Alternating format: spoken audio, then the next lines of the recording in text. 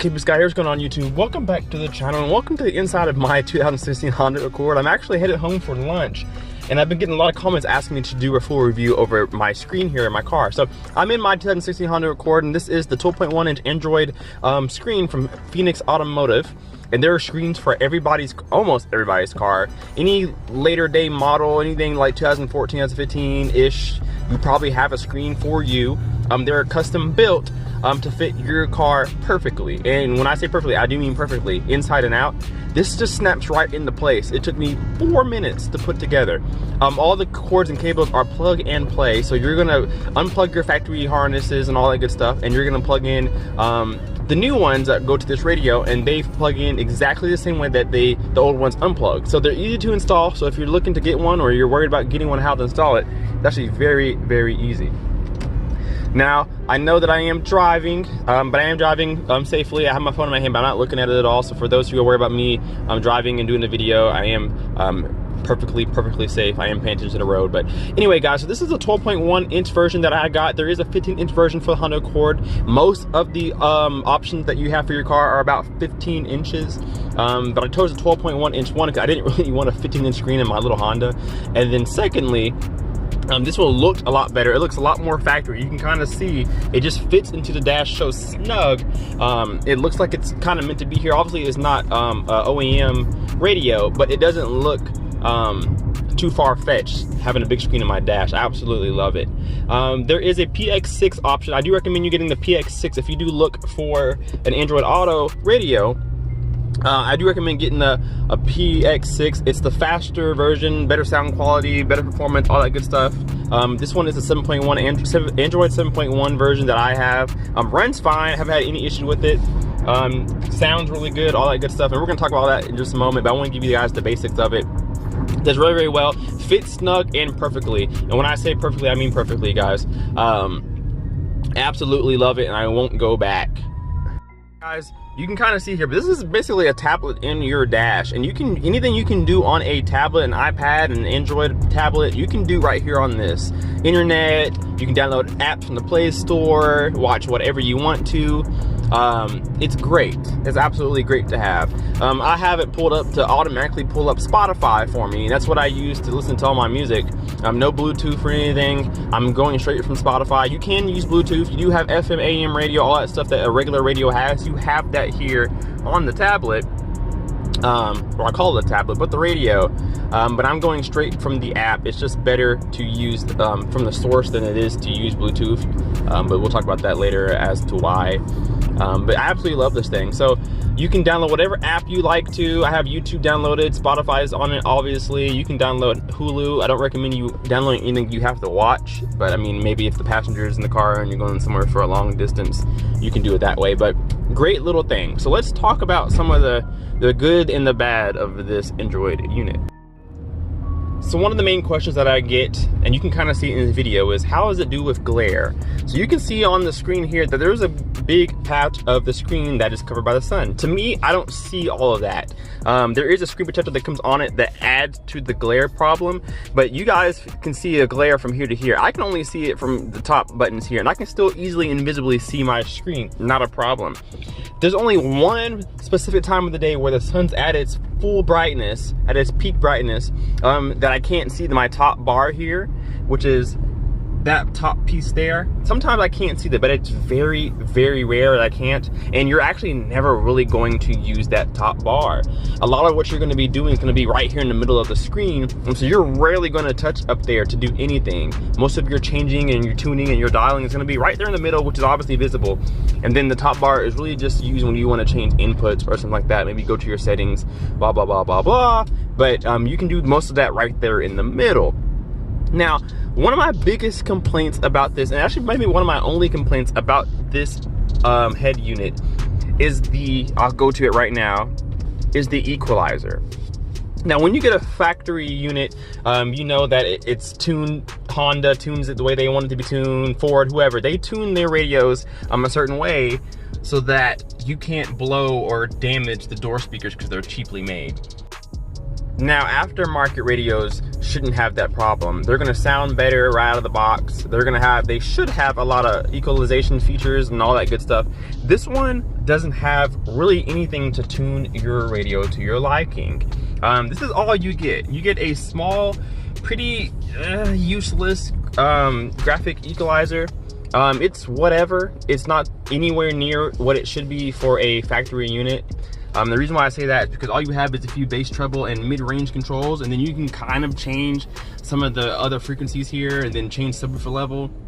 But this is all you get, and it doesn't really do much or help with anything at all. I can kind of tune it, but most of my tuning and my crossovers are done at the amplifiers. This just does not do much for you. And so I think that's its biggest weakness is being able to tune your frequencies. And for me, that's very important. I need my sound to sound as good as I possibly can have it. Other than that, it's fine. You do have a loudness option. Most people leave that off. I used to leave that off, but with this, you need it on. It just sounds so bad without it. It really helps the lack of an equalizer. But other than that, this is all that you get. That's my biggest complaint. It's just most radios, Pioneer, Sony, Alpine, they have a really intuitive graphic equalizer where you can go and change whatever you want to change. I don't have that option with this radio, and it kind of sucks, but it does sound pretty good. So let's talk about the sound quality. Sound quality on this head unit is actually really, really good. I'm using RCA outputs to go straight to my amplifiers, and so I'm not going to speak too much on what my sound is now. I'm not going to play any demos now. I do have previous videos of me demoing this sound system if you want to hear it. But as far as sound quality goes, that just sounds really, really good. I used to have it wired straight from the factory unit before I had or not the factory unit, but the head unit itself before I installed my amplifiers, and it sounded really good. It got plenty loud, didn't have much distortion at all, gave me pretty good bass, all that good stuff. It sounded pretty good. And you can see, I'll go back to it, but you guys can see my equalization presets. I have most things down towards the bass, middle, and treble. One, because my speakers are really bright, so I knocked down my treble all the way, took down some mid-range, and lowered the bass. The more bass you have on this head unit, the more muffled my sound got. And I, of course, cannot have that. So I lowered it down a little bit. Usually the lower the number, the better it sounds, actually, with this thing. But 3 seemed to work really good when I paired with my subwoofers. But it actually sounds pretty good for what it is. It's not gonna beat a Pioneer or an Alpine or a Sony, but it's not far behind where it's ridiculous. Plus, I'm using my amplifier, so the way my amplifier sound is really what the sound I'm getting. I'm getting really good quality sound out of my kicker amp and my Scar amp for my subs. I'm getting really good sound out of that. I recommend you wiring this with RCAs. Use your RCA pre-outs. That's the way to go. If you have to wire it with speaker wires and lead it to your amp with a high level line input, I guess you have to do that. But if you can get RCAs, do it that way. It does come with pre-outs for all 4 doors and then 1 single subwoofer. So you get 5 pre-outs, 1 for the subwoofer, 2 for the front doors, 2 for the rears. It's not bad at all. It sounds really good, and I'm pretty pleased. Now again, guys, there's so much you can do with this Android head unit. Again, this is a giant tablet, so you can go to any of your apps here. This is the only apps that I have downloaded. You can go to any of your apps and do whatever you want to. It does take Wi-Fi, so if you want a hotspot from your phone to the unit, you definitely can. This is what I do. I used to do Bluetooth, but now I do straight to Spotify and just hotspot myself to my head unit, and I can listen to music all I want to. It does work just fine with steering wheel controls. I'm currently pressing the volume right here, and it's moving right there. It does change track, all that good stuff. You do have hands-free calling. I do have a mic here. You do have an output for a mic, I believe, but if not, you do have one right there in the dash. All these controls are absolutely functional. You can do whatever you want to. I've changed my launcher. You can put any kind of Go launcher, car launcher you want to on here, make it your own. Put your apps down here, whatever you want to. I do have to fix my time. A lot of times, the time changes on its own. It usually, when you first boot up the car, starts at 8 AM, and then once it gets started, it will move to the correct time. Sometimes it'll be the right time of the day, sometimes it's not. But it's okay for me as long as the initial time is correct. I don't mind it, but it's whatever. It's kind of a small thing, but it's fine. These can get updates, of course. Need Wi-Fi to do that. They can be updated wirelessly if you like to, or USB. And again, it does come with 2 USB outputs, so if you want an extra output or you need 2 more, you can have it. It will charge and power everything. You can plug your USBs right up to it and play music, movies, whatever you guys would like to. Again, there's your browser there, Bluetooth, all that good stuff. Everything that a original head unit would do, like an Alpine or a Pioneer, this will do as well. Plus more, because it's a giant tablet in your dash. It's pretty awesome. Through all of these presets up the top here, let me go ahead and zoom in on there so you guys can see a little bit better. I'm not gonna go through all of these here, but you can kind of see what you get here. Explorer cam. This is your cam for your backup camera. If you have front cameras, if you have side cameras, you have any camera at all, it'll work up to, I think, 5. You have your settings here. Of course, your settings are gonna open a whole bunch of options here, which are not gonna go through because they're pretty self-explanatory, except advanced. Advanced allows you to get somewhere with a passcode that unlocks a lot of deeper settings. If you want to change, if your car mutes audio when you're in reverse, or if it just lowers it, you can change that. If you want to change screen color, if you want to go in and adjust the color, the brightness, and all that stuff, like really intuitive things are locked underneath the screen here. You can reset it. Tells you your version that you're currently in. Your steering wheel controls, you can set them right here. Mine worked right out of the box. I plugged them in and it works. I didn't have to do anything here. And that should be the same case for you. This is your system stuff where you can pretty much change whatever you want to. Your parking guidelines, there's your right camera, your front camera, all that stuff. When you turn your blinker on, I don't have these cameras installed, but when you turn your blinker on to the right, the camera comes on from the right. Same thing for the left, same thing for the front if you want that. And you can go into the camera and put those, turn those on whenever you want to. So you can look and see what your camera see at any time that you're driving.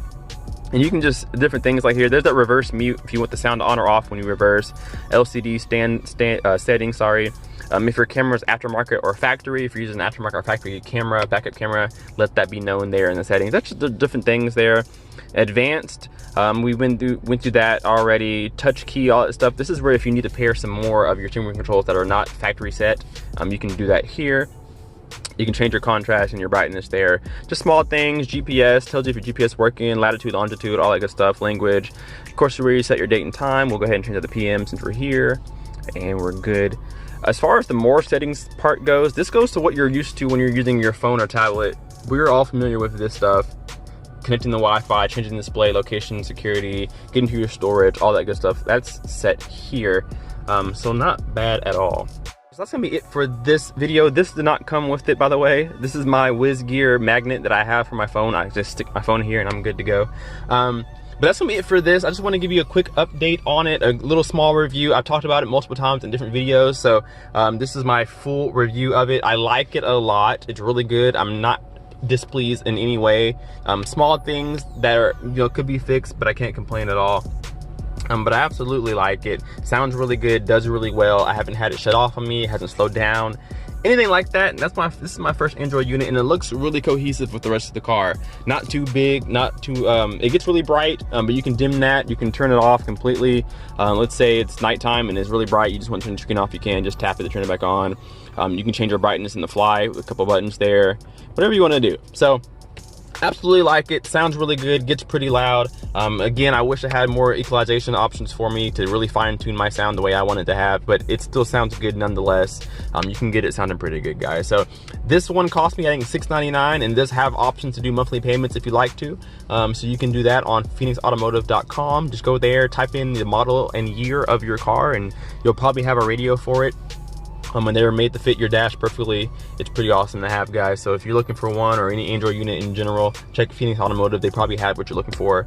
And then they're great people to work with as well. Again, they're originated, I think a lot of their stuff comes out of California, but all this stuff is Japanese made, so you will have to talk to an associate across the world. So keep in mind time frame. If you do need help with your Android unit, it's best to look on Facebook or YouTube or something like that, because if you want to refer right back to the manufacturer, you might be talking to somebody across the world, which I had to FaceTime the guy to talk to him, but it was fine. It was quick and easy. Guys, so that's it. That's the Phoenix Automotive Android unit, the 7.1 Auto version.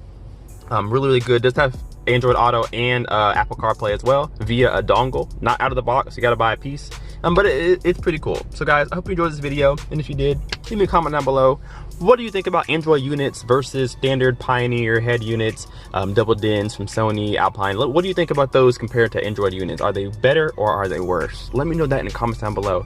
Also, if you like this video, make sure you hit that thumbs up to let me know that, and leave a subscribe as well while you're here. We'll see you in the next video. Kpaceguy out. Peace.